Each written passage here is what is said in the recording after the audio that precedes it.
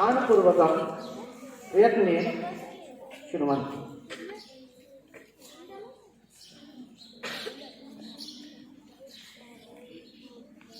करण्याची पद्धत आहे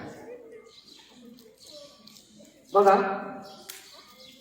जशी आपली शाळा असते ना तशी एकदा पक्ष प्राण्याची दुसरी शाळा होती, लहान मुलांना व्यवस्थित आहे ना। जशी आपली शाळा असते ना तशी पक्ष प्राण्याची देखील एकदा शाळा भरली आणि आपल्या शाळेमध्ये जसे विषय असतात प्रमुख विषय मुख्य विषय त्याच पद्धतीने पक्षाप्रता उठणे, दुसरा विषय होता धावणे आणि तिसरा विषय होता पोहणे। उठणे, पोहणे आणि धावणे हे तीन प्रमुख विषय। आता त्या पक्ष प्राण्याच्या शाळेमध्ये पहिला पक्षाला ऍडमिशनसाठी कोणता बदक नावाचा पहिला पक्षी तिथे आला। शिक्षक म्हणाले बघ तीन विषय उठणे, पोहणे, धावणे हे जर पास झालं तरच तुला ऍडमिशन मिळणार, अन्यथा ऍडमिशन मिळणार नाही। बदक म्हणाला मी पोहू शकतो, पोहण्यामध्ये माझं कोणी हात धरू शकत नाही, पोहण्यामध्ये माझं कोणी हात धरू शकत नाही, ठीक आहे। सराव केला तर धावू देखील शकेल, त्यामध्ये देखील काय प्रॉब्लेम नाही, पण उडण्याचं काय करायचं? कारण तो माझा नैसर्गिक गुणच नाही ना, तो माझा नैसर्गिक गुणच नाही आहे, नैसर्गिक कलच नाही आहे, मी उडूच शकत नाही ना। पण दुनियाची गिरीत असते, जगण्याची गिरीत असते, डिग्री घ्यावी लागतं, शिक्षण घ्यावं लागतं, जॉब करावं लागतं, लग्न करावं लागतं, एक दुनियाची गिरीत असते। घेतलं बदकाने ऍडमिशन, घेतलं बदकाने। मग तिथेच एखाद्या जवळची व्यक्ती, जवळचे शिक्षक त्यांना सांगितले हे बघ तुला पोहायला येते ना तो विषय तू बाजूला काढून त्याच्याकडे फारसं लक्ष देऊ नको। तुला पोहायला येतेच ना तो विषय तू बाजूला काढून ठेव, त्याच्याकडे फारसं लक्ष देऊ नको, तुला येत काय नाही धावण्याचा सराव कर। मग ते लागलं बदक रात्र दिवस धावायला, नुसतं धावायचं आणि उडायचं म्हणतं की ते खालीच पडायचं, त्याला उडायला जात नाही। रात्रंदिवस फक्त धावायचं आणि जेव्हा पेपरचा दिवस आला, शेवटचा दिवस आला, जेव्हा पेपराची वेळ आली तेव्हा मात्र तो धावण्यात कसाबसा काटावरती पास झाला आणि त्याचा तो नैसर्गिक गुण होता पोहणे आणि वर्षभर सरावच नाही ना, वर्षभर सरावच नाही आहे, तो गुणच नाही आहे, तो करच नाही आहे। मग त्याच्यात शिक्षकांनी त्याला वरती धरलं, जा बाबा वरती जा, आणि उडणे यामध्ये तो नापास झाला, फेल। अशी कितीतरी पद्धत तयार झालेली आहे, अशी कितीतरी बदकं तयार झालेली आहे। तुमच्यात जे आहे ते खरंच तुम्ही करतात आहोत, तुमच्यात जे आहे ते खरंच तुम्ही ओळखतात आहोत। एज्युकेशन म्हणजे काय तर एज्युकेशन हा एक लॅटिन शब्दांच्या 3 शब्दापासून बनलेला आहे। एज्युकेट म्हणजे विद्यार्थ्यांमध्ये सुप्तगुण शोधणं, त्या सुप्तगुणांचं संवर्धन करणं आणि त्या योग्य तो व्यासपीठ मिळवून देणं म्हणजे एज्युकेशन शिक्षण ही प्रणाली पूर्ण होते। खरं सांगा किती लोक, किती विद्यार्थी स्वतःमध्ये सुप्तगुण शोधतात, त्या सुप्तगुणांचं संवर्धन करतात, व्यासपीठ ही तर खूप लांबची गोष्ट आहे। जपानमध्ये जेव्हा मुलगा जन्माला येतो तेव्हा 2 ते 3 वर्षात त्या मुलाच्या कलेची टेस्ट केली जाते आणि त्याला त्याच क्षेत्रामध्ये पाठवलं जातं। म्हणून जपानमध्ये 100 सुवर्ण पदकं मिळतात ऑलिम्पिकमध्ये आणि 125 कोटी लोकसंख्या असलेला आपला हा देश फक्त 1 आणि 2 सुवर्ण पदकावरती समाधान मानतो। ही खरी शोकांतिका, ही खरी शोकांतिका।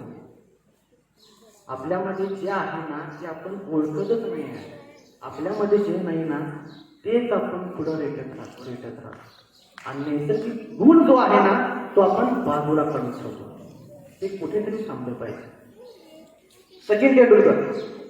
सचिन तेंडुलकरला येतं 4थी मध्ये असताना काल होतं की आपण उत्तम फलंदाज करू शकतो, त्याने तिथून प्रवास चालू केला आणि जागतिक कीर्तीचा फलंदाज म्हणून उदयास आला। इरफान पठाणला येतं 9वी मध्ये असताना काल होतं की आपण उत्तम गोलंदाज करू शकतो, त्याने तिथून प्रवास चालू केला आणि उत्तम गोलंदाज म्हणून उदयास आला। परंतु सचिन तेंडुलकर एवढी प्रसिद्धी, एवढी महत्त्व त्या पठाणला मिळाली नाही का? कारण सुरुवात ही उशिरा झाली। त्यामुळे तुम्ही आत्तापासून शोधा की स्वतःमध्ये असा कोणता एक विशेष गुण आहे जो तुम्हाला तुमच्या ध्येयापर्यंत पोहोचवेल। बघा आपल्याला देखील कळतं कुणाला शाळेत असताना कळतं की आपल्यात कोणता गुण आहे, ते तिथून प्रवास चालू करतात. कुणाला कॉलेजमध्ये गेल्यानंतर कळतं की बा आपल्यात कोणता हा विशेष गुण आहे, ते तिथून चालू करतात. काही धडपडतात, आटापिटा करतात. काहींना वय झाल्यानंतर कळतं की आपल्यात कोणता गुण आहे, ते तिथून धडपडतात, काहीतरी करण्याचा प्रयत्न करतात. आणि काहींना काही जण त्या खांद्यावरती जरी गेले तरी त्यांना कळत नाही की आपल्यात कोणता गुण होता आणि आपल्याला काय करायला पाहिजे. अजिबात कळत नाही.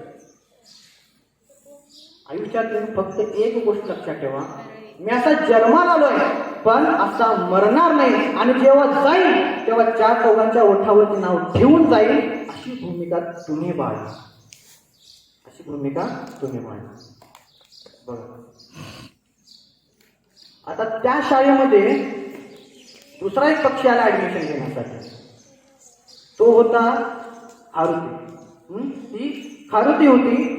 खारुती ऍडमिशन घेण्यासाठी आली. शिक्षक म्हणले 3 विषय कंपल्सरी, उठणे, पोहणे, धावणे घ्यावंच लागेल विषय, यामध्ये पास व्हावंच लागेल तरच ऍडमिशन मिळेल. खारुती म्हणाली आपण उत्तम धावू शकतो. ठीक आहे, तो विषय बाजूला, आपण उत्तम धावू शकतो, पण उठण्याचं काय करायचं, आणि पोहायला गेले तर बुडून मरेल, मग काय करायचं. पण शिक्षक म्हणाले नाही, आमच्याकडे डमी चालत नाही, पेपर तुलाच द्यावा लागेल, तूच बसायचं पेपरला, तुलाच पास व्हावं लागेल. घेतलं खारुतीनं ऍडमिशन. आहे ना, ऍडमिशन घेतलं आणि पळत पळत एका झाडावरती गेली. झाडावरती जाऊन फांदीवरती बसली आणि फांदीवरून खालच्या शिक्षकांना म्हणते, सर आता वरून जर मी खाली उडी मारली म्हणजे तुमचे उडणे या विषयामध्ये देखील मी पास होईल ना. शिक्षक म्हणाले नाही, हे अभ्यासक्रमापलीकडचं आहे. उडणे नेहमी खालूनच वरती झालं पाहिजे, वरून खाली नाही. तुला मार्क देता येणार नाही. तू तुझं काही काढू नको, तू तुझं डोकं चालवू नको, पुस्तकात दिलंय ते. अशी किती तरी पोरं आहेत त्यांचं भवितव्य पुस्तकाच्या पानामध्ये कोंडून गेलेलं आहे. कोंडून ठेवली पोरं त्या पुस्तकाच्या पानामध्ये, कोंडून ठेवली पोरं. गौतम बुद्धांनी हजारो वर्षापूर्वी सांगितलं होतं की विज्ञानवादी व्हा. विज्ञानवादी व्हा म्हणजे काय, तेव्हा नव्हतं काय केमिस्ट्री फिजिक्स, मग काय विज्ञानवादी. आपण जे ज्ञान घेतो, जे माहिती संकलित करतो, त्या ज्ञानात आणि त्या माहितीचं ज्ञानवादी. आणि जेव्हा या देशातील लोक, या देशातील विद्यार्थी जेव्हा मिळालेल्या ज्ञानात आणि मिळालेल्या माहितीचं आपल्या कार्यामधून आणि कृतीमधून जेव्हा निदर्शन घडवतील, तेव्हा या देशामध्ये एकही व्यक्ती, एकही विद्यार्थी बेकार आणि बेरोजगार राहणार.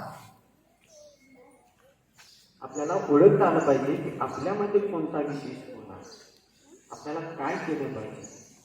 आईला वाटतं आपला मुलगा डॉक्टर व्हावा, वडिलांना काय वाटतं की आपला मुलगा इंजिनियर झाला पाहिजे, आजोबा काय म्हणतात तू मिलिटरीतच गेला पाहिजे, शेजारच्या काय म्हणतात तुझी चित्रकला चांगली, तू त्यात करूया.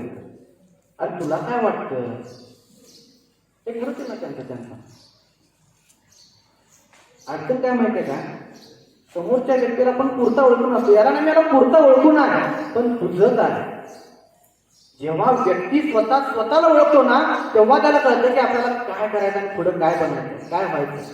ते शोधा तुम्ही, अजूनही वेळ गेली नाही, ते शोधा.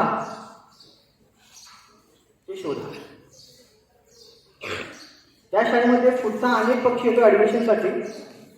तो असतो पोपट. बघा, तो असतो पोपट नावाचा पक्षी येतो ऍडमिशन घेण्यासाठी. शिक्षक म्हणतात उडणे, पोहणे, 3 विषय कंपल्सरी. शिक्षक म्हणाला मी उडू शकतो, पोपट म्हटला मी उडू शकतो, उडण्यामध्ये माझा कोणी हात धरू शकत नाही, मी उत्तमरित्या उडू शकतो, तो माझा नैसर्गिक कल आहे, नैसर्गिक गुण आहे, तो मी उडू शकतो. ठीक आहे, सराव केला तर धावणे देखील होईल, पण पोहण्याचं काय करायचं, पोहायला गेलो तर बुडून मरेल. शिक्षक म्हणाले ना, ऍडमिशन पाहिजे असेल तर बघ बाबा, उडणे, पोहणे, धावणे 3 विषय तुला कंपल्सरी पास व्हावंच लागेल. पोपट म्हटला मला शाळाच नको, बाहेर चांगला आहे आपलं रागो, मैना, पेरू, कशाला शाळा, निघाला तिथून तो. तसे शिक्षक म्हणले धरा धरा धरा त्याला, धरा पकडा त्याला, बसवा शाळेत, पकडा विद्यार्थ्यांना, पकडा बसवा शाळेत. विद्यार्थी संख्या कमी होतील, तुकडी पूर्ण होणार नाही, मान्यता काढून घेतील. धरा त्याला, बसवा. धरलो त्या पोपटाला बिचाराला, टाकलं पिंजऱ्यात.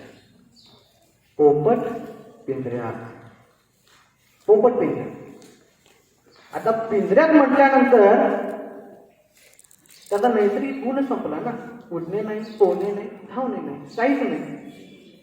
आणि जर पोपटाचा पिंजरा जर तुम्ही कधी बघितला ना, तर त्या पोपटाच्या पिंजऱ्यामध्ये हलणारा पाळणा असतो आणि वर्षभर पोपट त्या पिंजऱ्यामध्येच असल्या कारणाने तो एक नवीनच गुण आत्मसात केला असतो की हलत्या पाळणावरती तोल सावरून असं बसायचं. आणि जेव्हा पेपराचा दिवस येतो, शेवटचा दिवस येतो, वर्षाखेरचा दिवस येतो, तेव्हा त्या पोपटाला त्या पिंजऱ्यामधून बाहेर काढलं जातं आणि तो जो पोपट असतो तो पहिली कृती जो करतो ना, तो करतो की जवळच्या फांदीवरती जाऊन घट्ट सुरक्षित बसतो. आणि आजच्या तरुणांचं ना हेच आहे, एकदा डिग्री मिळाली की सरकारी नोकरी, घट्ट सुरक्षित आयुष्य, घट्ट सुरक्षित आयुष्य. नवीन वाटा चोखाळणे नाही, नवीन शोध लावणे नाही, स्वतःचा मार्ग स्वतः निर्माण करणे नाही, रुळलेल्या वाटेवरूनच चालत राहणे, हीच आपली एक संकल्पना बनलेली आहे. हे कुठेतरी चेंज केलं पाहिजे, कुठेतरी बदललं पाहिजे, कुठेतरी बदललं पाहिजे. सगळे पोपट, सगळे पोपट. आता त्या शाळेमध्ये ना एक शेवटचा पक्षी येतो, गरुड नावाचा. गरुड नावाचा. शिक्षक म्हणाले 3 विषय, उठणे, पोहणे, धावणे. आता त्या गरुडाच्या नादाला शिक्षक पण लागले. म्हणजे होता एक पूर्वीचा काळ की शिक्षक रस्त्यात दिसले की मुले वाटा बदलायच्या. आता मुलं रस्त्यात दिसली की शिक्षक वाटा बदलतात. नेमका बदल मुलात झाला की शिक्षकात झाला, हा एक संशोधनाचा विषय आहे. पण वर्तमान काळात घडतंय असं एक वस्तुस्थिती आहे. शिक्षक म्हणाले 3 विषय कंपल्सरी, उठणे, पोहणे, धावणे आलंच पाहिजे. गरुड म्हणाला मी उडू शकतो, उठण्यामध्ये माझा कोणी हात धरू शकत नाही, मी आकाशामध्ये उंच भराऱ्या घेऊ शकतो. ठीक आहे. शिक्षक म्हणाले धावायला देखील आलं पाहिजे, धावणे देखील हा विषय आहे. तसा गरुड म्हणाला अरे आकाशात भराऱ्या मारतो मी, मला तुम्ही खाली आणता. आकाशात भराऱ्या मारतो मी, मला तुम्ही खाली आणता. नाही जमायचं, अजिबात जमायचं नाही. शिक्षक म्हणाले ठीक आहे. पण पोहणे, पागल आहे, नाही जमायचं. होत असेल तर सांगा, नसेल तर सोडून द्या. आयुष्याच्या शाळेपेक्षा, 4 भिंतीच्या शाळेपेक्षा आयुष्याची शाळा खूप मोठी असते. 4 भिंतीच्या शाळेपेक्षा आयुष्याची शाळा खूप मोठी असते. कारण न्यूटन हा शाळेत नाही, शाळेच्या बाहेर तयार. आणि तो शाळेत बसला असता तर सफरचंदाच्या झाडाखाली सफरचंद पडताना बघितला नसता आणि गुरुत्वाकर्षणाचा शोध देखील लागला. त्यामुळे व्यवहारिक जीवन जगायला शिका की तुमच्या अवतीभोवती जे घडतंय, तुमच्या अवतीभोवती जे होत आहे ना, ते तुम्ही लक्षात ठेवा आणि तिथून अभ्यास करायला सुरुवात करा. शेवटी गरुड म्हणाला त्या शिक्षकांना, माझी पहिली शाळा कोण माहिती? माझी पहिली शाळा माझी आई आहे. माझी पहिली शाळा ही माझी आई. शिक्षक म्हणाले ते कसे काय? म्हणजे मी या सृष्टीमध्ये जेव्हा आलो ना, गरुड म्हणतोय की जेव्हा मी या सृष्टीमध्ये आलो ना, या धरतीवरती जेव्हा मी जन्म घेतला आणि एक मोठा श्वास घेतला आणि श्वास घेऊन मी माझ्या आईकडे बघत होतो, तेव्हाच माझ्या आईने माझ्यावरती झडप टाकली आणि स्वतःच्या पंजामध्ये मला उचलून धरून उंच उंच आकाशात गेली. मला जन्म घातली माझी जन्मदात्री आई मला आकाशात उंच उंच उंच घेऊन जात आहे, खूप उंच घेऊन जात आहे. मी त्याला सांगत आहे, आता जन्म घेतलो ती आई, जगणं मला माहित नाही, हसणं मला माहित नाही, रडणं मला माहित नाही, ऊन वारं वादळ पाऊस मला माहित नाही. आई कुठे घेऊन निघाली? उंच उंच उंच घेऊन निघाली आई. आणि सोडून दिलं. तो सण दिवशी बघत होता, खाली बघत होता, जमीन होती, खडक होता, फुटला असतो, मेला असतो, संपला असतो. आई असं का ग? आई असं का? आणि आणि अचानक मी माझे पंख फैलावले, त्या वाऱ्यावरती स्वार झालो आणि एक गिरकी घेतलो आणि वरती आईकडे बघून म्हणालो, आई उठणं जमलं ग. बघा, आजच्या तरुणाला हात सोडून शिकवा. आजच्या तरुणाला मोकळे होऊ द्या. त्याच्या रक्ताच्या थेंबात थेंबात आणि नसा नसा करून भरारी झेप त्याला घेऊ द्या. म्हणजे त्याला कळेल की आपल्यामध्ये असा कोणता विशेष गुण आहे आणि आपल्याला या आयुष्यात काय करायचं. फक्त शेवटी जाताना एकच सांगेल, जो आज एक अनाथ है नरनाथ कल होता वही. जो आज एक अनाथ है नरनाथ कल होता वही. जो आज उत्सव मग्न है कल शोक कर रोता वही. कल शोक कर रोता. थँक्यू.